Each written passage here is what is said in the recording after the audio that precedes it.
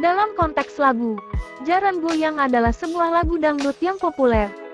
Dalam konteks budaya Jawa, Jaran Goyang merujuk pada tarian tradisional yang melibatkan penari yang menunggang kuda atau jaran dan melakukan gerakan goyang.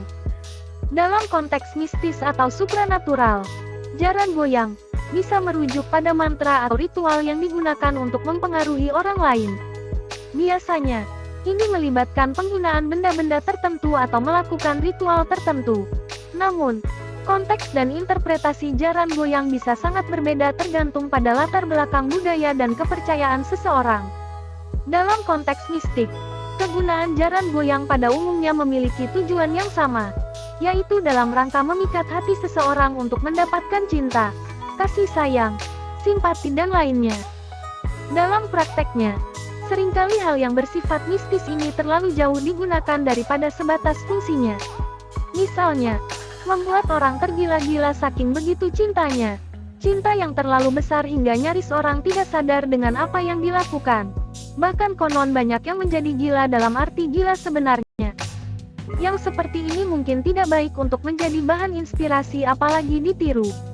Karena biasanya pada level ini dilakukan oleh orang yang secara kejiwaan juga sama-sama bermasalah. Ada pepatah mengatakan, cinta ditolak dukun bertindak. Ini merupakan prinsip bagi orang yang sakit hati karena cintanya kepada lawan jenis ditolak. Lalu ketika dukun yang digadang-gadang tak juga bisa menolongnya, berbagai jalan lain pun diupayakan. Salah satunya adalah mistis Jaran Goyang. Lalu, seperti apa bentuk mistis Jaran Goyang dan bagaimana cara menggunakannya? Ini dia.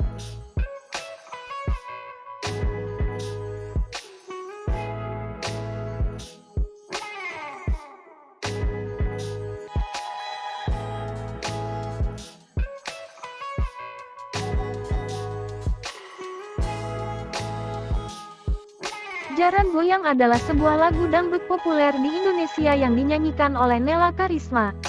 Namun, jika kamu merujuk pada metafisika, Jaran Goyang dalam konteks mistis atau supranatural, itu mungkin merujuk pada kepercayaan atau praktik tertentu yang melibatkan mantra atau ritual untuk mempengaruhi realitas.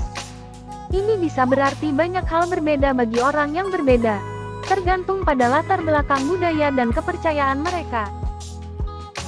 Namun, sebelum keterangan lebih lanjut, perlu diingat bahwa hal-hal seperti ini seringkali tidak memiliki dasar yang nyata dan bisa berbahaya.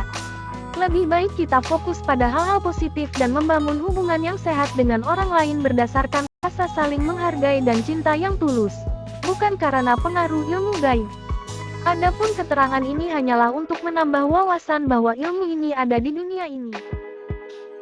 Jaran Goyang dalam konteks mistis biasanya merujuk pada sebuah mantra atau ilmu gaib yang digunakan untuk membuat seseorang terpesona atau tergila-gila pada orang lain. Bentuknya sendiri bisa beragam. Bisa dalam bentuk mantra yang diucapkan, bisa juga dalam bentuk ritual tertentu. Siapa saja yang sedang atau telah menguasai ilmu pelet Jaran Goyang disarankan untuk menggunakannya dengan bijak. Mengingat dalam bentuk apapun, risiko ilmu ini sangat besar. Hal ini tertuju kepada pelaku juga kepada orang yang menjadi targetnya. Dalam sudut agama, resiko juga berlaku di dunia dan di akhirat. Bak pisau belati yang bermata dua, dapat berakibat pada orang lain juga dapat berakibat pada diri pelaku sendiri. Dari cara ritualnya sendiri dapat dibayangkan, agar dapat menguasai ilmu pelet Jaran Goyang ini, harus melakukan tirakat atau ritual yang cukup berat. Di antaranya adalah puasa muti 7 hari 7 malam, ditambah ngeblank, yaitu tidak makan, minum, atau tidur sehari semalam. Selain itu, para pelaku ajian Jaran Goyang lebih baik melakukan puasa pada hari kelahiran atau weton dari target. Sebagai contoh, jika targetnya seorang perempuan, maka pelaku melakukan puasa di hari lahir perempuan tersebut. Dilanjutkan membaca mantra Jaran Goyang itu sendiri. Mantra dibaca 7 kali pada saat puasa muti di jam 12 malam di tempat yang tidak ada atapnya tanpa memakai alas kaki. Untuk lebih ampuhnya, pelaku membaca mantra pelet Jaran Goyang dengan menghadap ke arah tempat tinggal target.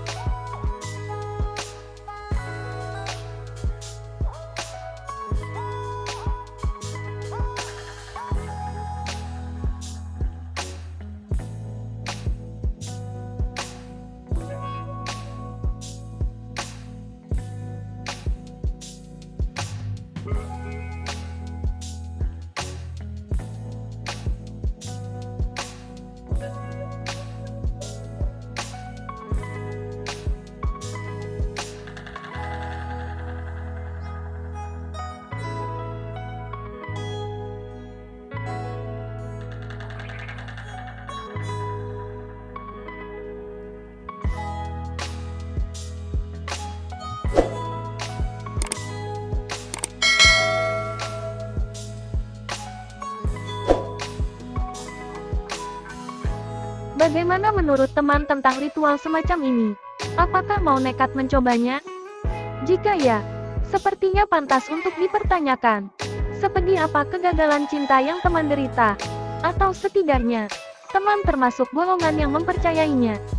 Karena untuk percaya atau tidak, ini tergantung pribadi dan keyakinan masing-masing. Secara ilmiah sendiri, tidak ada fakta yang mendasar dapat ditemukan. Penting untuk memahami bahwa ilmu pengetahuan memiliki batasan dalam hal menjawab pertanyaan-pertanyaan metafisik atau berdasarkan keyakinan orang-orang tertentu saja. Ilmu pengetahuan berfokus pada aspek fisik dan alamiah dari dunia. Sementara pertanyaan tentang keberadaan ilmu pelet berada di luar cakupan metode ilmiah. Penting untuk menghormati perbedaan antara ilmu pengetahuan dan keyakinan atau filosofis. Keduanya memiliki peran dan ruang penting dalam pemahaman dunia dan manusia. Tapi percayalah, terlepas dari jaran goyang, bahwa hubungan yang sehat dan tulus antara dua orang tidak harus melibatkan hal-hal seperti itu. Lebih baik kita fokus pada cara membangun hubungan yang baik dan sehat, seperti dengan saling menghargai, berkomunikasi dengan baik, dan saling mendukung.